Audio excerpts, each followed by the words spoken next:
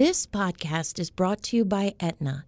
Learn how Aetna is working to build a healthier world by visiting aetnastory.com. People are yearning for information, having the opportunity to encourage people and to educate people and inspire people. It's amazing to be able to say we'll carve out time to take care of ourselves. There's something for everyone. We are so happy to be here with Suzanne Murray, who's the Program Director of the Global Health Program of the Smithsonian Conservation Biology Institute. Suzanne, welcome to Health Gig, and could you begin by telling us a little bit about yourself? Well, first of all, thank you so much for having me here. It's a pleasure and an honor. In terms of who I am and my background, without going too far back, I've known I wanted to be a wildlife vet since I was 5, since I was watching TV with my dad, and we were watching National Geographic, and Dr. Goodall was on there. And I told my dad, that's what I want to do. And at that point, he said, okay. And in my mind, if Dad said okay, then it was just done. And so I knew at that point. So when everybody else and all my friends were going through, teenage years and high school and college trying to figure out what am I going to do with my life, that part was really easy because, whether it's a lack of introspection or just I knew ahead of time.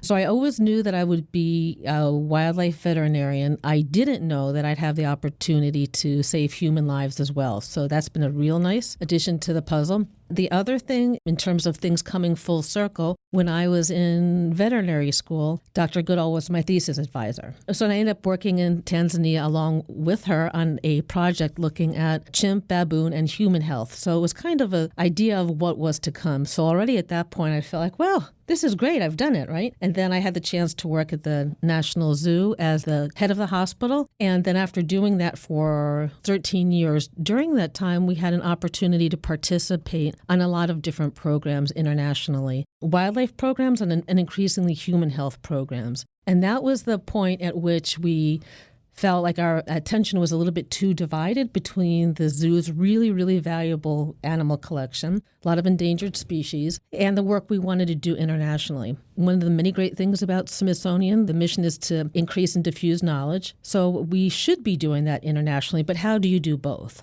So working along with the director of the zoo and the Smithsonian leadership, we created this Smithsonian Global Health Program to address those issues and make sure that we are taking what we know about managing animal care under human care here in the States and taking that internationally and building those bridges between helping animals to survive, utilizing what we know, using all the expertise of Smithsonian, which is really vast, and then applying that to the wild and vice versa.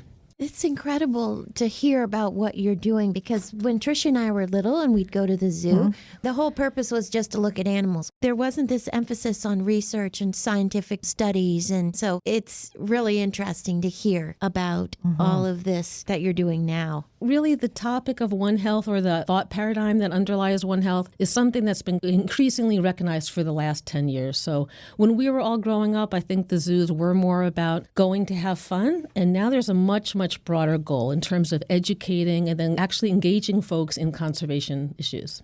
So One Health is bringing everybody into it, human beings, animals, our earth. Exactly. It's the idea that there's a larger thought paradigm that the health of everything, environment, humans, and animals is inextricably linked. And it used to be in the past that you could look at one species in particular and think, what do I need to do to conserve that species?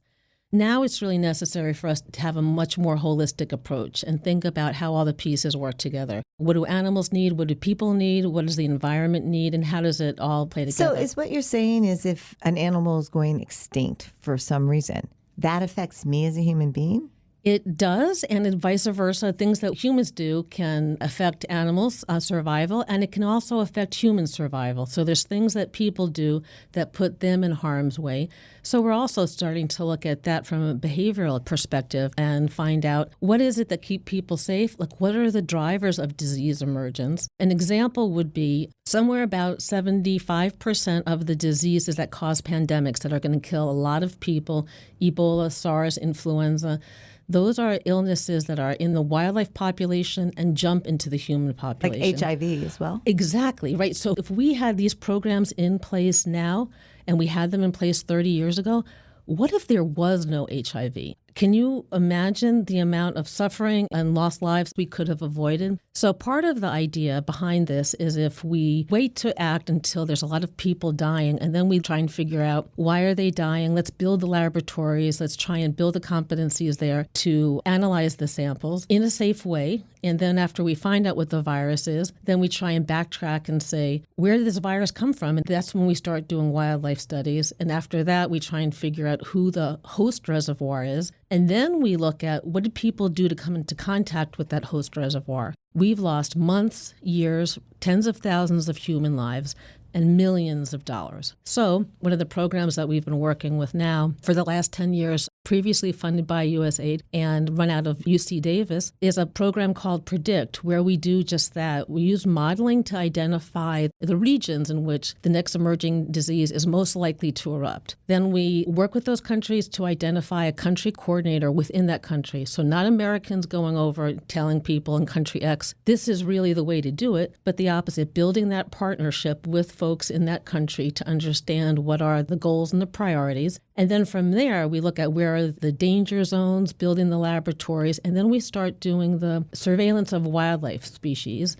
And as we're doing that, part of the idea there is to protect human health, to find out what viruses are there before it jumps. In the first 10 years, we've identified over 1,000 novel mammalian viruses. It doesn't mean they're all bad actors, but some of them are. But having an idea of what is there first, it really, really will help us a lot. So we do that, and then the great thing is that it's often the same personnel that we're training, the same needles, syringes, and laboratories, whether we're doing surveillance to save human lives or to save the last rhino or elephant. So as a veterinarian, it's really the perfect spot to be, to where we get to work every day to save the lives of endangered people. And then the last part of it is like, who gets to do that? And the answer is we do. And the reason we do is because we work at the Smithsonian.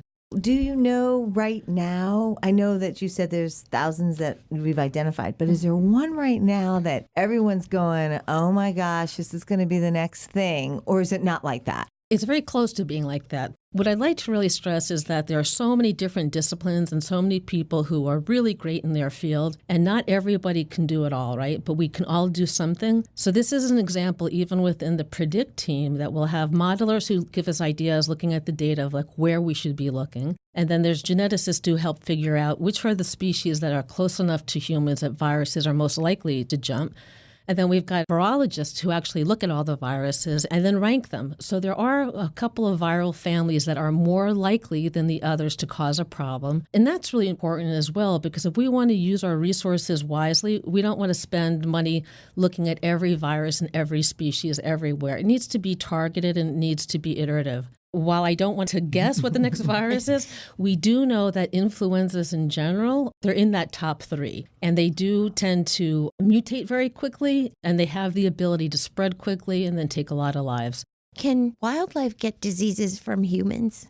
Yes, wildlife can get diseases from humans. It's not quite as common, but there are some things that go back and forth, even within zoological settings. There have been reports of influenzas going back and forth between people and animals, and other things like tuberculosis in some species can go back and forth. So most zoos have a really very well thought out healthcare program to keep not only the animals safe, but to keep people safe as well. When you go to your job every day, and it sounds so amazing to us, what wows you? It's almost like the unsung heroes is what gets me every time. As a veterinarian, we get to be in the forefront of things a lot, and I really enjoy that. As the head of the department, I get to speak. I have the opportunity to speak to you guys, and so thank you for that. And I had the opportunity to be on that panel that Lynn Mento from FONS hosted. Great panel, right? And it was a great chance to share information. I think the thing that gets me is that when ordinary people in the face of their average day do extraordinary things to help the team, to help animals, to help people. And there's a lot of it, whether it's a keeper at the zoo, whether it's a technician, whether it's a primate keeper, a geneticist, a reproductive physiologist. These are all these people that work that are so brilliant in their own mind and are kind of behind the scenes, but really complete the whole puzzle. Dora and I had the opportunity to visit the Smithsonian Conservation Biology Institute in Front Royal, Virginia, about a year or so ago. And it was there that we were amazed and awed at the relationship and really the importance of the animals and their keepers. Can we talk a little bit about that? The relationship between animals and their keepers are really critical and often the untold story. There's a number of good examples, and I'll give you a few through my time. So I've been at Smithsonian on and off for almost 30 years. So I have a wealth of knowledge, or I should say institutional memory. That's probably better. The first thing that really struck me was 25 years ago when we needed to get a blood sample from an elephant. Marie, who's this teeny woman, she's the head of the elephant program, is next to this 10,000-pound elephant, and she just looks at the elephant and says, "Shanti, drop your head." This huge elephant brings its head down to my level, gives me her ear so I can get a blood sample. And I was like, that is amazing. Like, why does this elephant, who's so much larger, why does she listen to this teeny person? And it's important because they've spent years developing that relationship of love, trust, and mutual respect. Another example would be we were working with giant pandas to test a vaccine against canine distemper, but it needed to get done at a zoo where the pandas were trained, and that was a science-based zoo. So why not us? The keepers have the giant pandas trained to sit there, put their arm out, and get a volunteer blood sample. The pandas don't really care. They'll sit there eating a healthy treat, a carrot, and we were able to vaccinate Meisheng and Tian, and then take blood samples every 2 weeks for a year and demonstrate that the vaccine had a titer and it lasted an appropriate amount of time. And again, like, what was the hard part there? Was it vaccinating and drawing the blood sample? No, it's that the animals really, really have this great relationship with the keepers. One other story about the same sort of thing. When Shanti, our elephant, had her first calf, Kumari, she was outside in the yard along with the same keeper, Marie. And in the wild, the elephants will take hay and cover up the baby so they don't get sunburned or injured by the sun at all. Kumari was lying there, and Shanti took hay and was covering Kumari, and then looked over at Marie and took some hay and covered Marie. How sweet. Well, it's really sweet, but there's the principle again that there's a Trust. genuine trust and love. So when people say, are animals happy at the zoo? I'm like, animals are happy at this zoo. I truly believe that the animals under the animal care staff's care are happy and well cared for. Mm-hmm. Yeah. Being a vet, though, to free-ranging animals, there has to be some danger. If you don't build the trust or have the time or have the experience to do that, can bad things happen? Bad things can always happen. Right. Working with wildlife is much different than working with the animals that are under our care here in the States. So in the wild, you don't have the chance for those animals to build a relationship with the keepers and know that we're there to do good things. In that situation, we work a lot with the partners in the country. So for instance, in Kenya, we work with Kenya Wildlife Services a lot. This is the organization that's responsible for providing care to wildlife, and they're an excellent, excellent team. I mean, the whole organization is great, and the vets there really know what they're doing. So it's their job to keep everybody safe. And there's lots of different protocols about how an animal will receive its meds by a dart and who does it when. So the potential for danger is there, but it's really very well managed. When Tricia and I visited Front Royal, we were fascinated by the migration studies. Can you tell us a little bit about those? We have a whole team that does just migration studies. There's the Smithsonian Migratory Bird Center, and they work primarily with birds. There's another group that's called Movement of Life that works with many different species. In both situations, the teams look at where animals go, whether it's migration from the northern hemisphere to the southern hemisphere, or for the Movement of Life, looking at specific animals by putting either a collar on them, a GPS collar, or even a VHS collar. And then that helps them track how much land an animal may need. We've done this in partnership with the Chinese government, looking at Przewalski horses, trying to figure out how much land they should set aside to make sure they're caring for the species. There's other situations. There's another one in Myanmar that we did recently that I'm really proud of, and that is, have you heard of a flying fox? No. It's a huge bat, and it's called a flying fox because it's sort of the size. So Google it, take a look. It's really neat. This thing's the size of a fox flying Yes, around. yes. Okay, that's kind of like, whoa. Yes. Imagine you're driving. Yes. Well, first of all, bats are really important. They're pollinators. They eat lots of mosquitoes. So we want bats to stick around. But we also have to make sure we learn healthy ways of living with them, because if we look at the species that are most likely to have a virus that can hurt humans, it's bats, primates, and rodents. So we want to get an idea of what do these bats have, and do they have anything that can hurt us? So part of our work with the PREDICT team in Myanmar is we catch these flying foxes and take viral swabs and then find out what viruses they have. What if they have something? Where'd that bat go? If you get the results a few weeks later, where is that bat? One of the reasons I like this story, it really demonstrates all of the partnerships. We worked with our Movement of Life folks to put collars on these bats, GPS collars, so we could see where they're going. We wrote a grant through the Smithsonian Women's Committee to pay for the collars. We had a veterinary fellow who was funded by a different program, and then the viral titers were done by the USAID program. And as we're doing that, we're working with Burmese folks, so we're making sure we're transmitting the knowledge. That was a partnership that we're working on analyzing the data now that gives a really example of how so many different people and so many different scientific specialties can come together to find out some really important things. That would be an example of some of the Movement of Life work. Well, first of all, do the flying fox have teeth? I just envision like the Wizard of Oz. Me too. Yes. It's like that. Yeah. Those are monkeys. The flying monkeys. Yeah. They're not quite that big, but you're in the right category. They're also really beautiful in a strange way. I bet. Yeah. One of the big things you do I is... just don't want to run into one. I don't think you will. Yeah. I think you're safe in Georgetown, okay? Yeah, I don't think we have any flying foxes in Georgetown, yeah.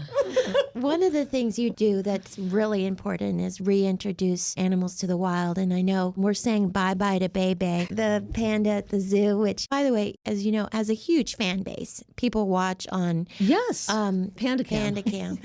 Is it always successful? And what goes into making sure that it is? I would say that reintroducing animals to the wild is never always successful, and there will always be challenges. From our perspective, at least my perspective, the successful project is not one that doesn't have a bump in the road, but it's how you manage the bumps in the road. And that's a place I think that we're very good at in terms of a team approach, working together to figure out what could go wrong, and when it does go wrong, making sure you have abilities to respond to it right away. My team in particular is not directly involved in reintroductions. However, there's a number of different teams around the zoo. Even scimitar horned oryx were recently reintroduced to Chad and are doing very, very well.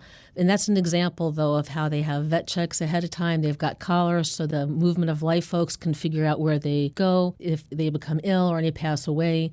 Then we had a training course, again, not for us, but to teach the folks in country, this is how you collect the appropriate samples safely to figure out why the animals died. So a lot of it is, again, about using our expertise to build the knowledge and the capacity in country. We talked a little bit earlier also about the importance of partnership. And I think that's one reason that in general, Smithsonian and SCB are so welcome in places, because we take that very seriously. Rather than going somewhere and saying, this is how to do it, our approach is much different. If we travel somewhere to where people are reintroducing animals, we work very hard to say, what is it that we can do to support your project? In the end, it's your project. They're your animals. Baby's not going into the wild, though. No, so Baby right now will be going into a breeding center. We're all going to miss Baby a lot. But it's really an opportunity to enter a breeding facility to maybe one day have the offspring get reintroduced into the wild. So our Chinese partners have been thinking about that very seriously, protecting the land and looking at what it would look like to release animals, and I think will hopefully be a big part of that. Same thing with Tai Shan leaving. It was so sad to see him go, but knowing that one of his offspring might actually be helping contribute to the giant panda population in the wild, it's really worth it. So we talk about the health of the mind being equally as important as the health of the body in what we do. Does this apply to animals as well? The health of animal minds is very important as well. It's not my specialty, but it's a specialty that I recognize. So there's an arm in veterinary medicine called behavior. where people look at and study animal behaviors and contribute to wellness. And at the zoo, we have a person who specializes in animal welfare. So that connection, I think, is very, very important, being able to look and work with the keepers to identify, are our animals well, and are there things that we can do to increase that? We also have endocrinologists who can have devised ways of pulling different hormones out and of the feces and urines. They can look at stress hormones, so get an angle on, is an animal stressed or not? So these are ways that together as a group, the behavioralist, the welfare person, the endocrinologist, the keepers, the curators can have a project and a picture together to say, well, the behaviors suggest this, the hormones suggest this, the blood profile suggests this, and then collectively, what can we do to make the best enclosure possible? An example of that would be years ago, we didn't know how much elephants needed. When I first came to the zoo, the elephant enclosure was pretty small. The zoo made a decision to, let's look at the animals. What do they look like in the wild? It's typically a matriarchal herd that has lots of room to move, lots of rock and sand in different surfaces going up and down and going into water. And so that's why the exhibit was designed that way. I really like that. That's an important focus of the zoo, that looking at the welfare and the wellness of animals is really up there. And also, I would say using some of the latest scientific techniques. So an endocrinologist isn't all about, let me just get these hormones, let me just do this and publish this paper. We want to make sure that the information we have has an impact and that will help us take good care of the animals. So I think that the animals at the National Zoo and the SCBI are really, really well taken care of. And now what we're doing is using that information to apply that in the wild. Just this week, we've sent over an endocrinologist to Kenya to help set up the endocrine lab at Impala Research Center. It's a research center that we work on with Smithsonian, Princeton, and Impala. The idea of setting up this endocrine lab is so we can assess both rhino and elephant fecal samples from the last 6 months that look at not only, for the rhino sample in particular, reproductive cyclicity. So which are the rhinos cycling, are they not? And if they're not, is there something stressing them and what could that be? And the same thing with the elephants, looking at stress hormones to figure out, are these animals well? And in order to recognize unwellness first, you have to have a pretty good sense of what's well. So those are some of the things that we're working on right now, and just this week in particular. That's so fascinating. What do you think we as humans can learn from the wild animals?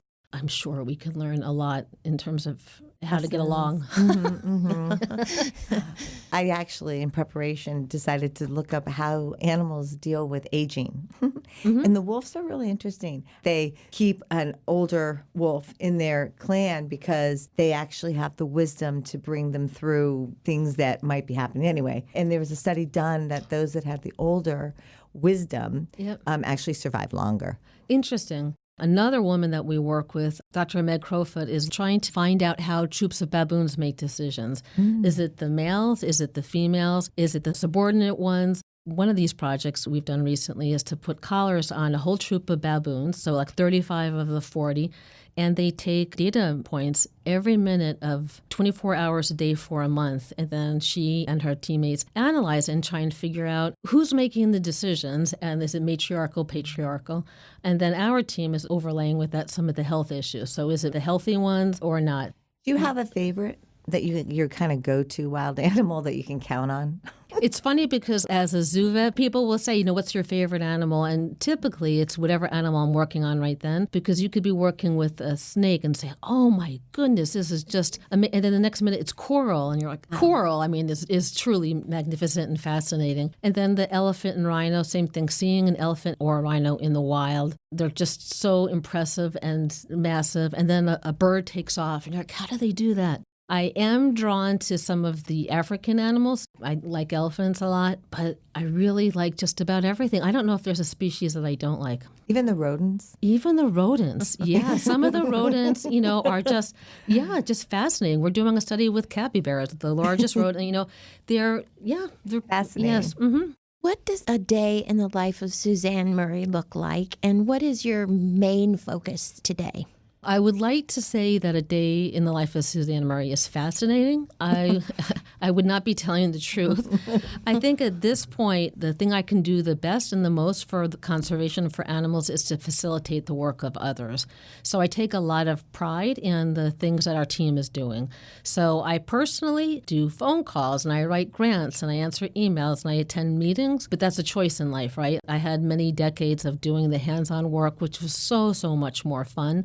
But to be at the spot now where I can facilitate it for others and be at an organization like the Smithsonian with this idea of this is what we're doing now, but if we did this, we could help people and animals around the world. That's a huge decision and opportunity, responsibility, and honor. I wouldn't trade it because it's just terrific and our team is doing wonderful things. Having said that, so what are people on our team doing? Dr. Mark Valtudo is in China right now working with giant pandas and Chinese colleagues on health issues there.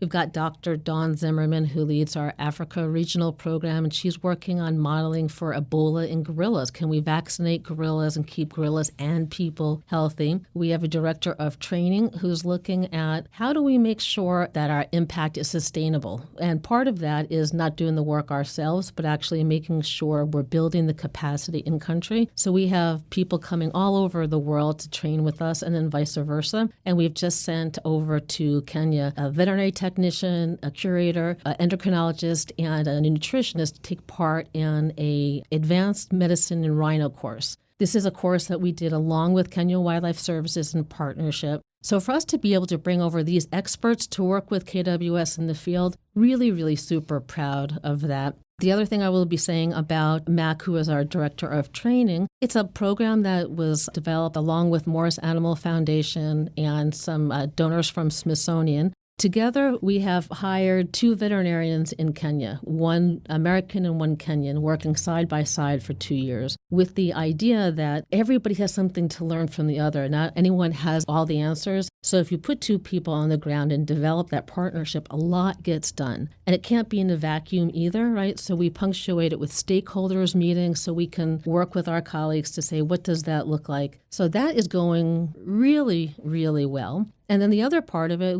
if we want to make conservation sustainable, we need to look at the next generation and figure out what is it that these kids need.